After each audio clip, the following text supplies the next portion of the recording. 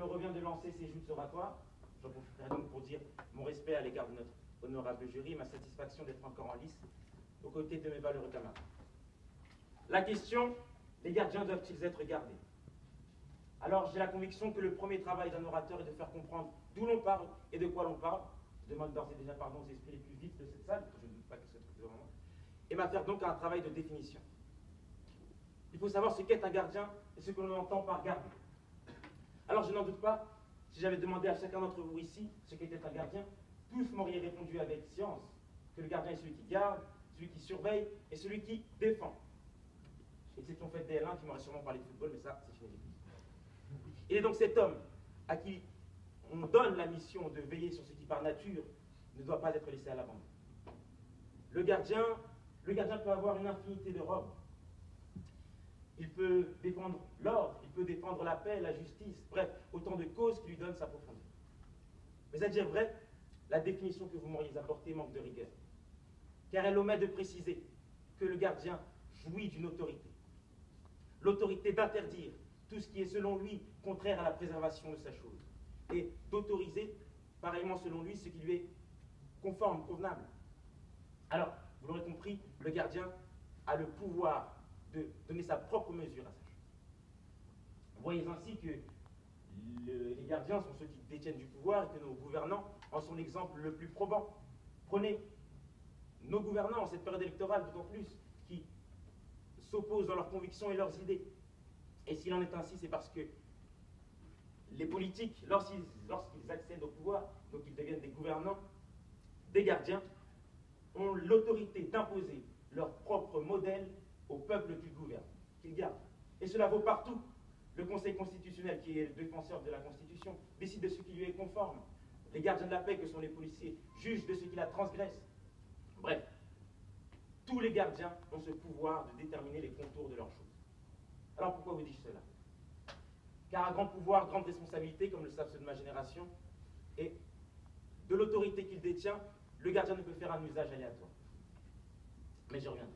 Vous l'aurez donc compris, la question doit se lire de la façon suivante. Les gardiens, donc les puissants, doivent-ils être gardés? Alors, cette question en réalité en cache deux.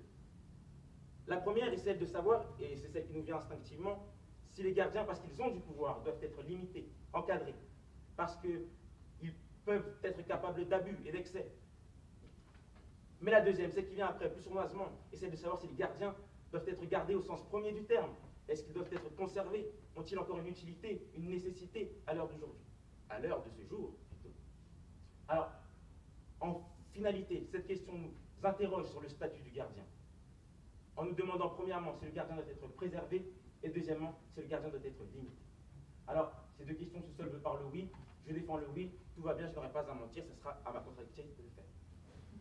Alors, premièrement, le gardien doit-il être gardé au sens conservé? A-t-il toujours son sens à l'heure où nous croyons avoir obtenu assez de maturité pour disposer de nous-mêmes librement? Est-il toujours aussi nécessaire? Alors, même que quoi qu'il défende, il est toujours vu comme cette main froide qui détermine ce qui est juste et ce qui ne l'est pas. Eh bien, mes frères étudiants, je vous l'affirme, il est dans notre intérêt d'être gouverné, il est dans notre intérêt d'être gardienné. Les Grecs disaient même que c'était la mère du bonheur que l'homme. Prenez l'homme qui, dans son état le plus naturel, est bête et sans règle. Il va ça et là sans savoir où il va, parce qu'il n'a pas de destination. Il ne connaît pas ses besoins. Mais l'homme qui est gardé, c'est l'homme à qui on donne des règles directrices. C'est l'homme qui sait où il va, il a un devenir et il a un but. L'homme qui est gardé, c'est l'homme qui a un cadre, non pas un enclos, mais un cadre dans lequel il peut prospérer. Et quel bonheur pour l'homme de savoir enfin à quoi il appartient. Il connaît enfin les limites de la paix, les limites de sa sécurité, les limites de la justice. Charles Péguy disait « L'ordre et l'ordre seul fait la liberté, le désordre fait la servitude. » Et en ce que le gardien permet l'ordre, il doit être préservé. Alors, la deuxième question qui s'offre à nous, c'est celle de savoir si les gardiens, parce qu'ils ont du pouvoir, doivent être limités. Doit-on les contrôler parce qu'ils sont capables d'excès? Alors, si je ne vous ai pas perdu, vous aurez compris qu'à l'instant, je vous disais que le gardien faisait l'ordre. Et cette puissance que nous appelons sous nos latitudes, que nous connaissons sous nos latitudes comme l'État, Pardonnez-moi pour ce balbutiement. C'est donc cet État dont nous faisons aujourd'hui le débat. C'est l'État que nous visons par cette plaidoirie. C'est l'État qu'on désigne par ce gardien, seul détenteur du pouvoir légitime de contraindre, donc de nous encadrer, de nous garder. Et les gardiens, ceux de la question, ce sont ceux qui l'incarnent, les agents de l'État. Alors, vous l'aurez compris, la question nous invite à nous interroger sur les abus de ceux-là. Et pour vous dire toute la vérité, le fait que cette question puisse être débattue m'interroge. Tant sa réponse est évidente. Je m'interroge réellement sur la présence ici de ma contradictrice, qui tient sans doute plus du malentendu que la nécessité pour nous de l'entendre contredire. Je m'interroge vraiment. D'où vient-elle pour oser avancer devant vous que les gardiens ne sont pas capables d'abus et que, même si c'était le cas, ils ne devraient pas être contrôlés ou au moins limités par des règles? Quel journal télé regarde-t-elle pour ne pas être au courant des abus de nos gouvernants, nos gardiens? Sûrement celui d'Énergie 12, j'en conviens. Alors, je ne sais ce qu'elle aura écrit. J'ai essayé de me mettre à sa place. Je n'ai pas trouvé d'argument. Mais d'ici, je vois ces 56 fiches. Et pour ceux qui sont un peu loin, sur chacune d'entre elles, elle aura marqué mauvaise foi.